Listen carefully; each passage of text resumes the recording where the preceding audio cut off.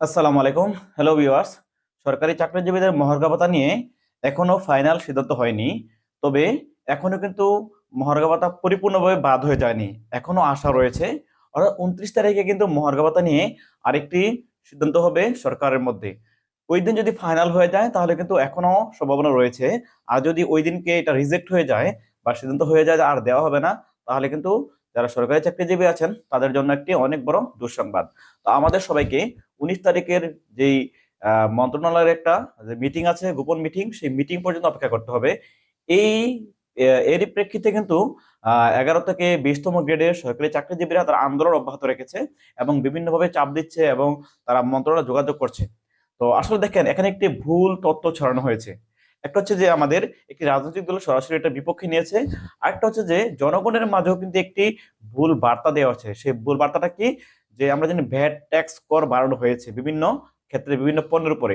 এই তথ্য ছড়ানো হয়েছে যে মহার্ঘ ভাতা দেওয়া হবে এই ভ্যাট ট্যাক্স করের টাকা দিয়ে, অর্থাৎ মহার্ঘ ভাতা দেওয়ার জন্য ভ্যাট ট্যাক্স কর বাড়ানো হয়েছে।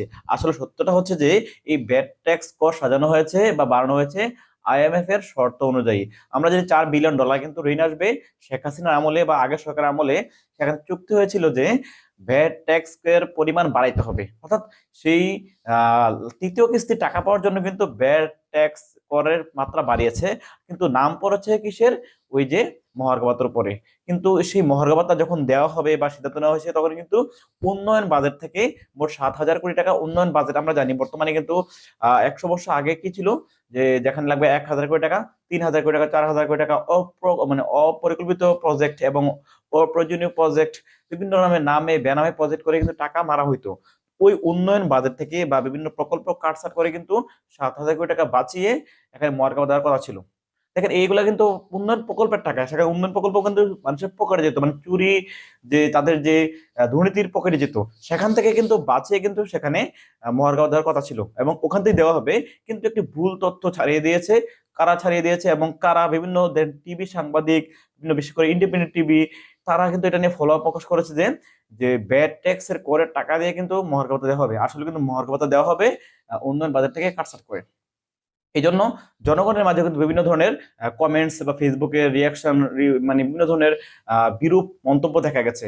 আসলে প্রকৃতপক্ষে ছিল উন্নয়ন বাজার থেকে কাটছাট। যাই হোক, যদি গভর্নমেন্ট এবং অন্যান্য সরকার বোঝাইতে পারে যে, এবং যদি আমাদের 11 থেকে 20তম গ্রেডের চাকরিজীবীরা চাপ দিয়ে যাতে বুঝাইতে পারে যে আসলে আমরা অনেক খুবই কষ্টে আছি। আসলে মানুষ আসলে, যে যদি সেই অবস্থা না হয়, সেই অবস্থাটা মানে বুঝতে পারে না। দেখেন, তিনি একজন সচিব, এই যদি উপসচিবের উদাহরণ দেয়, তিনি একজন 20তম গ্রেডের একজন পিওনের, হ্যাঁ, একজন পিওন যেখান থেকে বাজার করে, একজন ডিসি যেখান থেকে বাজার করে, একজন সচিব সেখান থেকেই বাজার করে। তো একজন সবার জন্য সমান দাম রাখা হয়। তো একজন পিওন কিভাবে চলবে এই 15,000 টাকা 20,000 টাকা বেতন দিয়ে? অথচ তারা মানে 1.5 লাখ 2 লক্ষ টাকা বেতন পায় একজন সচিবরা। তারা ওই ধারণা দিয়ে তারা এখানে এখানে যে বাসা বন্ধ করে দিয়েছে। আসলে এটা খুব দুঃখজনক। তো আমরা চাই 19 তারিখে মিটিং এ ভালো কিছু হোক এবং যাতে 19 তারিখ মিটিং এ যেন পরিপূর্ণভাবে এই মহার্ঘ ভাতা দেওয়ার জন্য সিদ্ধান্ত নেওয়া হয়। সেজন্য সবাইকে আরো জোরদার আন্দোলন করতে হবে এবং যারা আন্দোলন যাচ্ছেন তারা একটা যেন যে যেভাবে পারেন আন্দোলনে যোগদান করে সরকারের উপর অবিরত চাপ প্রয়োগ করতে হবে। বেশিরভাগ যদি নেগোসিয়েশন হয়, অর্থাৎ আলাপ আলোচনার মধ্যে ভালো হয়, যতটুকু সম্ভব রাস্তাঘাট ব্লক না করে আমরা যাতে শান্তিপূর্ণভাবে দাবি জানাতে পারি যে আমাদের মহার্ঘ ভাতাটা খুবই প্রয়োজন, তাহলে কিন্তু সরকার পুনরায় বিবেচনা করবে। এখনো কিন্তু সম্ভাবনা আছে, পুরোপুরিভাবে কিন্তু ফাইলটা বাদ দেয়নি। অর্থাৎ 19 তারিখের মিটিং পর্যন্ত আমাদেরকে অপেক্ষা করতে হবে। সবার ভালো থাকবেন, ধন্যবাদ।